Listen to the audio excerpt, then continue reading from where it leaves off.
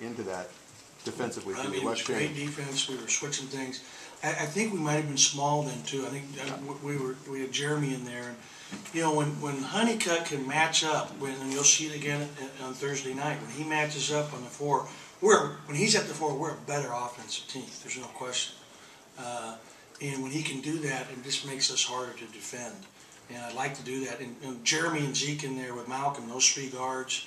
And then, you know, Lamb's giving us minutes off the bench. I mean, that's our best offensive lineup, it seems to be, against man or zone. It seems like Honeycutt did pretty well defending the 4-2 on Yeah, Cal. and it just depends. You know, in other words, I don't think he could match up on 22 from Cal the other night. You know, can't. But it depends on the type of player. Like on Powell, he's kind of a step out, face up four man. And so it was a much easier matchup. Same thing with number 50. He did a good job. It's reminiscent of what we did with Dijon his senior year, where he played all his minutes at the four, and you know averaged 9 rebounds a game or something, and had an unbelievable year. Because no four-man can match up defensively on Tyler. He's either shoot it or take him off the bounce. And you're talking about Honeycutt and just how you evaluate him at this point of the season. He's had some really good games, and how much of a key is he to what you do overall? Well, I'll tell you what, he had a great weekend. He played very good in both these games, with the exception of 2 turnovers late in the Cal game that he was nonchalant with. But he's doing a great job. He had only 2 rebounds in the second half. I think he had 6 at halftime, which really kept us alive. But no question, it's a key. I mean, look at his line. He has only 1 turnover, which really makes me happy. 4 blocks, 3 assists, 8 rebounds. It felt to me like he made more than 2 threes tonight. Actually, the one in the corner in the far end, they called it off and called it a 2. That's why.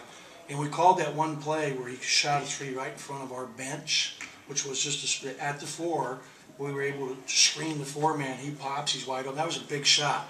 What was the score when we went up on that 3-pointer by Honeycutt? It had to be the last 7-8 minutes of the game. 51-42. Is that what it was? A 3-pointer? It was his last 3. Yeah. So that was a big shot. It's a 2-point game. Boom. He hit it, and that was huge for us. In Stanford, I mean, they were not going away. I mean, they have a good ball club, and Owens is very formidable. Green, to be able to get Green to shoot 4 for 15 is incredible. And we know you heard us last year when we were zoning, and we're so much better. I mean, they end up shooting 30% for the game. I mean, I'm not even talking about that. That's what we like to see. The other night in the second half, we got hurt. They shot 72%. We did much better today for an entire 40 minutes defensively. And we ended up losing the boards by 7. Too many offensive rebounds. 10 at halftime and 19 for the game. We've got to get better. And that's part of it's playing small. So like Jeremy's blocking out, trying to go rebound, and the ball's still bouncing over his head and going to Brown a couple times. That's just size. Blockouts are important, but you got to have some size to get it sometimes. Zeke, by the way, getting 6 rebounds, it's got to be a career high because he's averaging 1 rebound a game in the conference. So that career high is very important to this win. I mean, we're always telling them rebound, rebound, rebound. Coach, when they got their big lead early, it wasn't necessarily UCLA turnovers. You guys didn't seem to be shooting particularly that badly. It almost looked just like hustle and rebounding, that kind of stuff. Did you have to tell them to turn that on? We made some defensive mistakes. We missed some hedges. We missed some extensions. We were really kind of out of it early, but they picked it up. I mean, our guys picked themselves up too. They were on each other. Let's go. And that's nice to see that kind of leadership within the group. Did that happen last year? No.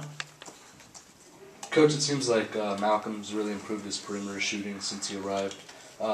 What have you noticed in the 3 years? Well, he really made a huge jump last spring. We broke down his shot, and he was shooting the ball last year where he'd release it, and his arm wasn't even all the way through. In other words, he's locking his elbow now on a shot because he's moved his shot up higher here with a higher elbow. He's finishing way higher. He's going up and down straight. He still gets sped up once in a while, and he's working on that. And, he played great today. I couldn't be happier about Malcolm's play.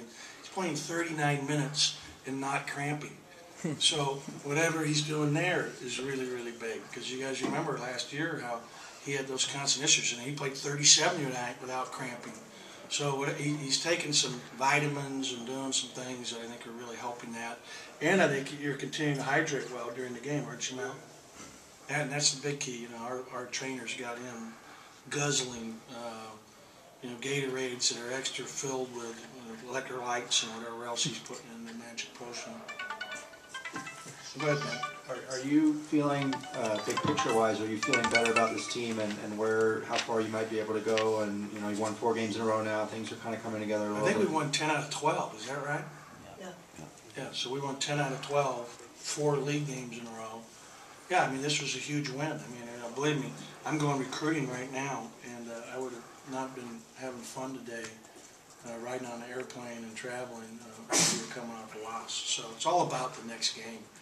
I mean, our big picture is to have a good week of practice and get ready to play one of the best teams in our league and a very talented team on their home floor.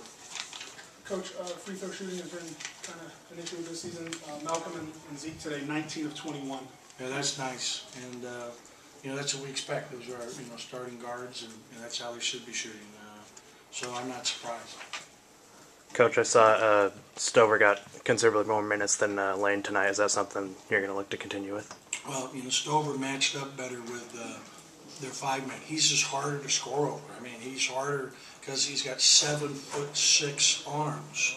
He's 7'6" across. That is really long, and that's an advantage defensively. And I was excited for Stover. He still is coming to block every time, and when he misses, his guy gets the rebound and puts it back in a couple of times. So he's got to temper that to when, like, he had a great block. I'm like, telling him, try to block it without swatting it out of bounds or swatting it back to the other team. Try to just tip it. And, I forget who Russell used to do that back in the day. That showed my age. It was something Bill Russell used to always, he'd try to block it and block it to a point where he could actually control it. That's when you know you're a really good shot blocker. Any other questions for Coach? Thank you.